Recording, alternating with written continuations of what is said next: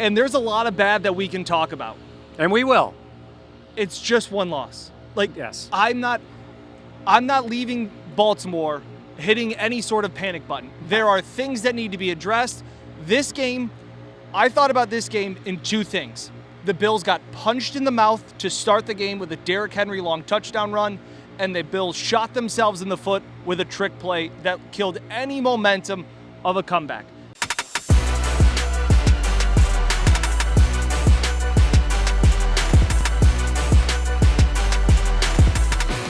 This is the Buffalo Plus Podcast, brought to you by Connors and Ferris. Hey, everybody. Welcome to the Buffalo Plus YouTube channel, presented by Connors and Ferris. Mike Catalano, along with Dan Fates. Please, as always, make sure to like, comment, and subscribe. It'll make you feel better. I wonder when people are watching this, because we talk about it when it's a loss. Does it take until maybe, are you watching this Monday afternoon? Maybe you've gotten over, you talk to a few of your friends, and then you're like, I want to hear something about the game? Or is it first thing Monday morning? Yeah, or is it just rip the Band-Aid off? Rip the Band-Aid off. There when was you a big listen Band-Aid. to the Buffalo Plus Podcast, yes. Let us know. Let us know, because sometimes we're recording this, well, as you can tell, they always love to make noise behind us when we're on the field. But this is such a rarity, Dan, for this game. Most telling, this Bills team doesn't lose games like this. In the regular season, it had been 43 consecutive games where NFL if record. they lost, it was by 6 points or less. Yeah. They lost by 25. Yeah. The Ravens played bully ball. Yeah. The Bills got a taste of their own medicine for what they did for the last 2 weeks. And there's a lot of bad that we can talk about. And we will. It's just one loss. Like, yes. I'm not leaving Baltimore hitting any sort of panic button. There are things that need to be addressed. This game, I thought about this game in two things. The Bills got punched in the mouth to start the game with a Derrick Henry long touchdown run, and the Bills shot themselves in the foot with a trick play that killed any momentum of a comeback. That's how I look at this game. There are things they need to fix up, but whether it's 3 points or 30, it's a loss. We talk about pretty wins, right? Yeah. There are ugly wins and there are pretty wins, there are ugly losses, and there are close losses. This is just a loss. The only thing that I will push back on that a little bit on, there's times you lose ugly, you turn it over 5 times, the other team just makes some crazy plays. This was a physical beatdown on both lines of scrimmage. This was from the very first play, 87 yards. This team doesn't give up big plays either defensively. 87 yards for Derrick Henry, perfectly blocked. No one touched him, right? No. He went right through. But it wasn't just that play. No. When they needed it, they averaged 7.9 yards per offensive play. Now, you take that play out, and they still average, I think, 6.3. Yeah. It's a lot of yards. You can't take that play out. Derrick Henry ran for almost 200 yards. No, you don't get to take that play out. I'm saying is the numbers can be skewed based on one play. Oh, no, the rest of the game, that's more telling than the long play to me. Yeah. Every time they needed yardage, every time they needed the third down conversions, they got it, they blocked it up, they made a play. The Bills' defense in general, but the defensive line got pushed around. We've talked the last 2 weeks about the Bobby Babbage masterclass and the Joe Brady masterclass that he put on. They got their lunch handed to them. Yeah. They got taken to school by John Harbaugh, this running attack. They were more physical. They had a better scheme. This was my fear heading into this game. That's why this doesn't surprise me. This is what the Ravens do. They win primetime games at home. They are now 21-3 over their last 24 games here. This is what they do. This atmosphere was electric from the start. The Bills did nothing to take that out. The Ravens fed off that, and that was where I think the ball started to roll downhill. I'm going to say it, so Dan doesn't have to because he wanted to be wrong. It's so hard for you to be wrong, isn't it? He picked the Ravens. Jenna and I picked the Bills. We look bad in picking this one because it wasn't close. Again, I wanted to be wrong, but this was the physical. This was a game, and as we can maybe start with the defense and where they struggled and where they were out-schemed, out-executed, they were exploited, all of those things. This was a game that you really bleep and missed your best 3 players on defense. Milano, Taron Johnson, and Terrell Bernard. Yeah. Now, on the plus side, they're here. Like, these Yes, guys they were are here. And Taron Johnson, hopefully, certainly Terrell Bernard, seems to be trending towards coming back. So it is nice to say, hey, we need help on defense, and you have those guys. But, again, I don't like the fact that it was the physical nature. And they knew it was going to be Derrick Henry, and he was prime Derrick Henry in this one. Like, he was phenomenal in the game. We could go through each level of the defense and talk about where they failed or where they were dominated. And the safeties were a big problem. And I've kind of defended the safeties up until this point. I'm not going to give them a full pass tonight. But my first thing as I look at this game, right? I thought Balin Spector was going to be put on an island. I thought Dorian Williams could be put on an island, and he was. He said, when he talked to him afterward, he goes, I got to do better in coverage than that. He got burned bad on that play. Right. But to me, I'm not looking for Dorian Williams to cover. I looked at him. Got to cover a little as a linebacker. Agreed. Yeah. But I thought he made some really nice tackles. He did. Okay, I look at him as an A.J. Klein. The guy flies downhill, throws his body around, goes sideline to sideline, smashing helmets, okay? Yep. That was good. I want to know, where the hell was Von Miller? Yeah. Where the hell was Ed Oliver? Where was Greg Rousseau? Because Lamar Jackson had all day to look like an elite passer. That was where they got their stuff pushed in. Yeah. That's the thing that I was fearing, and that's the thing that I saw. This was where the Bills were playing bully ball, physical, smash mouth football. They got a taste of that tonight. Yeah, and it wasn't just that play. That's what I'm saying is they did not set the edge. They got around them all the time. And I never heard, Von's name never came up the whole time. I mean, Rousseau made a few tackles, but there was no real pressure. Ed got lit up on that first play. Yep. He did. And Henry ran right by him. Ran through all three levels of the defense. No one got a hand on him, and he went. But it wasn't just those plays. And when you mentioned the whole defense, 3rd and 14 when they went to Nelson Aguilar, the run by Lamar for the first down, 3rd and long, times when you needed to get off the field. Screen game killed him. Screen game killed him. That's inexperience. That's lack of experience in that spot. Reading cues. Sean talks about it after the game. They need to have a better feel for the game. The Bills were on their heels the entire night defensively, whether Lamar handed it off, whether he took it and pulled it out of Henry's gut and ran around the outside. They toyed with the Bills defense. Babbage got put in a blender tonight. It happens. Yeah. This doesn't mean you blow everything up. I had people also, as we can move, if you want to move to the offensive side, yeah. Joe Brady doesn't know what he's doing. He's all these things. He was going to be a head coach last week, guys. Yeah. Now all of a sudden, it happens. Nobody's perfect. Joe Brady, I thought he got away from himself a little bit tonight. And then obviously the big blunder was the trick play. All right, so let's go to that before we go to the rest of the offense. And let's talk about the circumstance. Here they are getting blown out. They go in at halftime. They come out. They get a stop. Great stop. They get the ball. Josh Allen's play.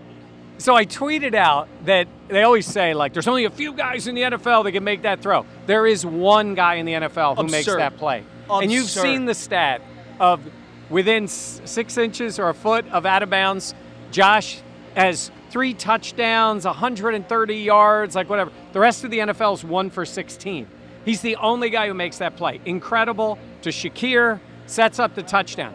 Then they get the ball back, and they're down 11. Driving down the field. And they are not a trick play team. Nope.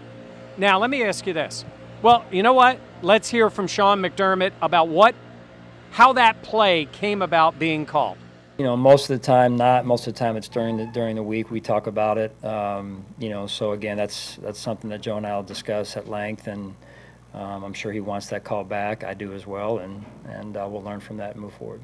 You know, coach called a shot, and you know, the guy made a good play. And that's as simple as it is. He dove inside. I tried to stay out, and I was just trying to get rid of the ball, and guy made a good play, and that's what it comes down to. Right. So Sean's always on the page with his coaches, publicly talks about it. It sounded to me like he wasn't all in on that play call.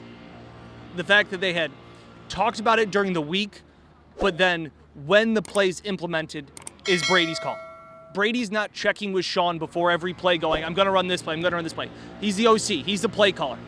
That one, though, Sean said he wants it back. Brady wants it back, and they got to learn from it. They got to learn from it. And the other thing I would say about a trick play, you have Josh Allen on the field, okay? If you are running a trick play, and Josh Allen, in my mind, Josh probably shouldn't be part of it. Meaning like, yes, I'm going to run a trick play. I'm going to snap the ball to Curtis Samuel. I'm going to keep Josh Allen on the side because they're going to go, where the hell's Josh Allen? Because it's Josh Allen.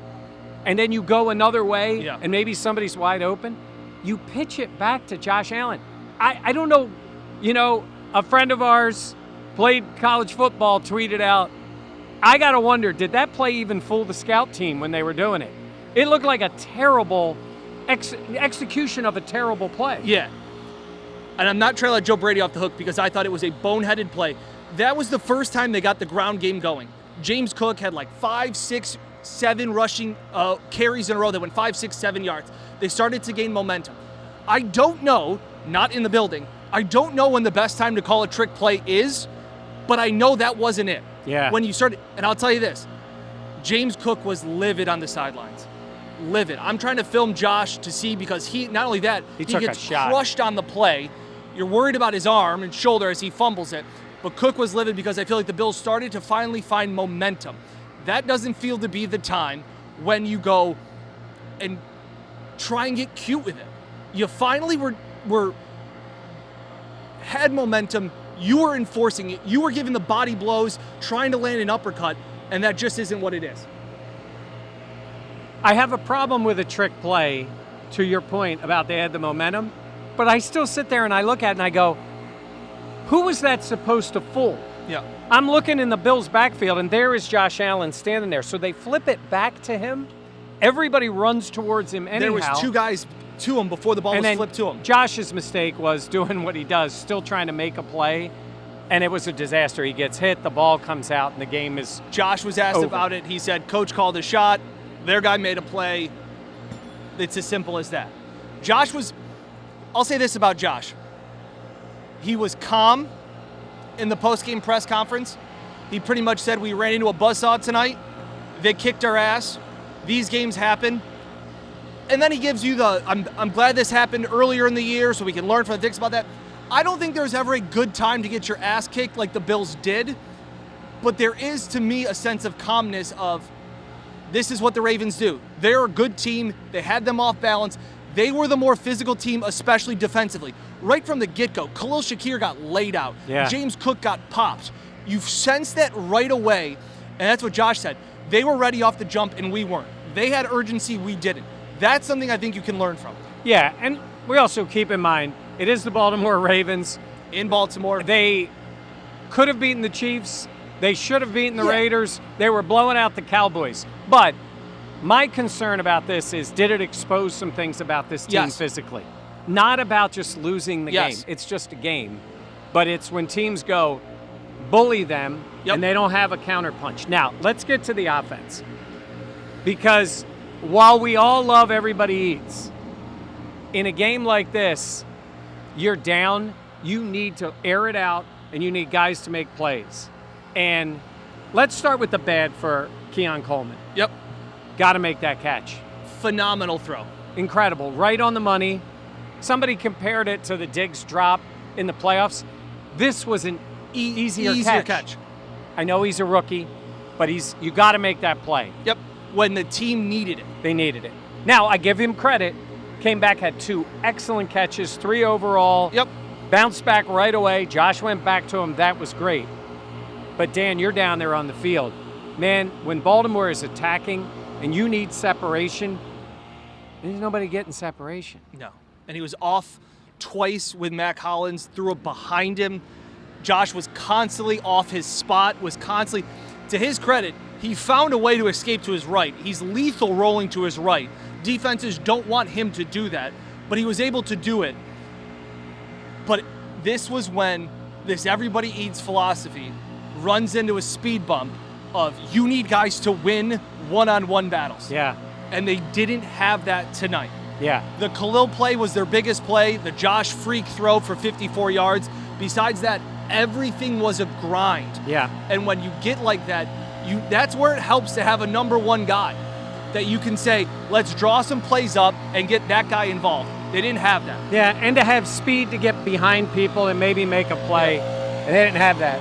Man, we are just a magnet for these kind of things. They always come to us. We should get him in the pod. Please. Thank you. Come to my house. Take care of the leaves. Yeah. I do want to talk about some fourth down calls. Sean twice early punted the ball on fourth down. He went for it early. They got it. The next time it was 4th and 2 and they punted. And I know a lot of you were tweeting, or people were tweeting, you're not taking. Yes, go for it every time then. Because my issue with them not going for it longer than or out of desperation, my issue was you're getting your ass kicked on the offensive line. Josh threw on the 3rd down. He got hit, falled back. That's where analytics doesn't always work. The analytics are system and numbers, and that's what it is. The feel of the game was the Bills were getting pushed back on every single snap. So why would you just run your head into a brick wall? I didn't mind it early on. The second one, I thought he punted it again the second time. He was going to go for it on 4th down with 1:30, and then the Ravens called two timeouts in a row that gave it to him. So that was more of the desperation one. I thought early in the game, if you could get a stop and play a little field position, I wasn't totally against it. Well, he was trying to you try somewhat to give your defense something because they were getting pushed around. But look, when it doesn't work, it's a bad decision, right? They kick to him, they drive down the field. I like them being aggressive, but man, their O-line had played really well for 2 weeks. They got pushed around in this one.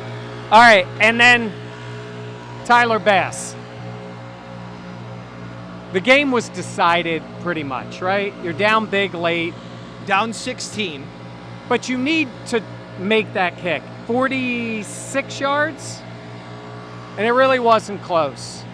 And there's guys kicking them 56, heck, 66 in this league. Yeah. He made the earlier one, great. Sean said they still have confidence in him. I don't know if they do. I've said he's been one kick away for these last 2 weeks since they brought in a kicker. He had an extra point blocked.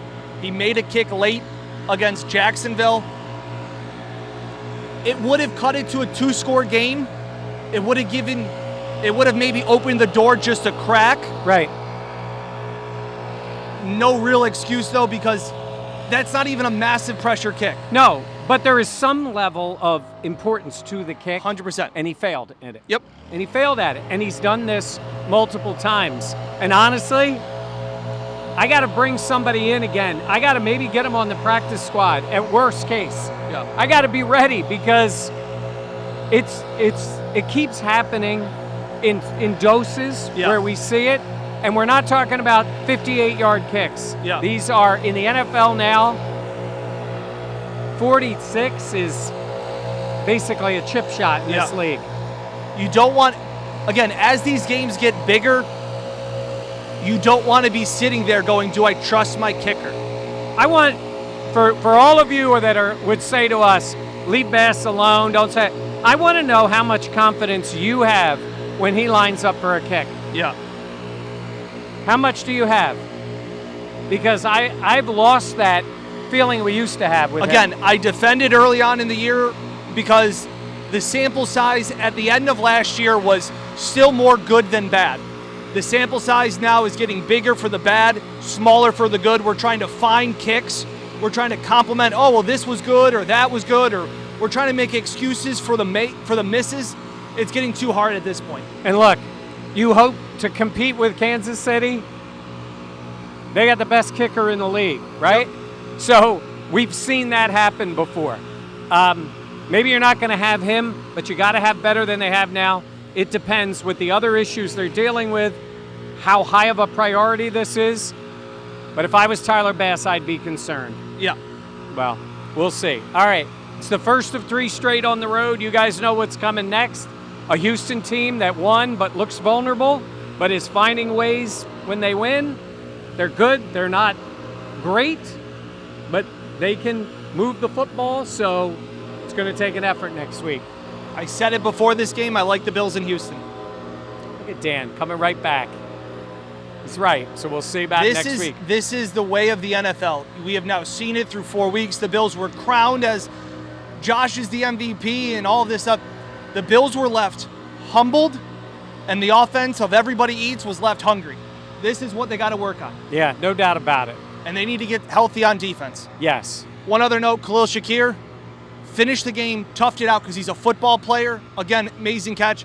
Did leave the game, or did leave the locker room in a walking boot. It'll be something to keep an eye on this week moving forward. Taylor Rapp left the game, did not return.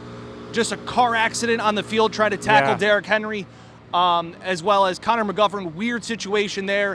If you're wondering about that, Sean said he got checked out. They thought he was cleared by the people upstairs, the independent neurologists.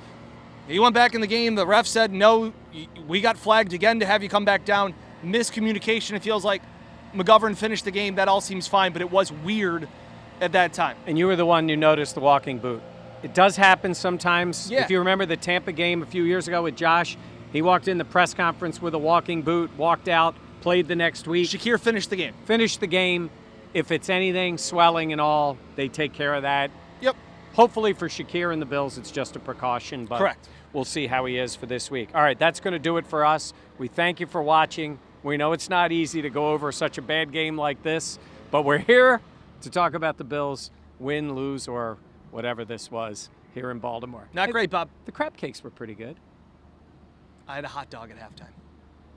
We had crab cakes. And we didn't save any food for later. I know. Rookie mistake. I got 2 bags of chips. Sweet. All right, that's going to do it for us. For Dan Fates, I'm Mike Catalana. Please make sure to like, comment, and subscribe. And we'll see you next time on... Oh, look. Now they're walking out. Now, they make all that noise while we're talking. They walk out like they're proud of it. They are. Look at them. Damn. Anyhow, thanks for watching. We'll see you next time.